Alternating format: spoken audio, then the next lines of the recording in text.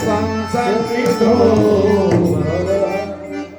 ઓમ પૂર્વ સ્વમ પૂર્ણાય નમો નમઃ જય વિદ્યા નમઃ વર્માસનમ બે કુંડના ભૂદેવો હાથમાંથી ફૂલ ચોખા રહી અને આ કળશ ઉપર પધરાવી જાવ.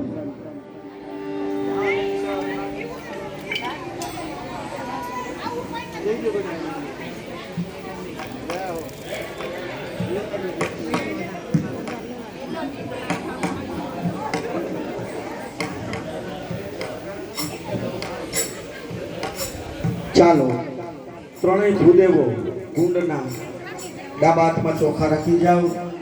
જમણા હાથથી યજમાનને આપણે 5 પ્રકારના આશીર્વાદ આપવાના છે. હા, દેવા પડે ને 5 પ્રકારના આશીર્વાદ.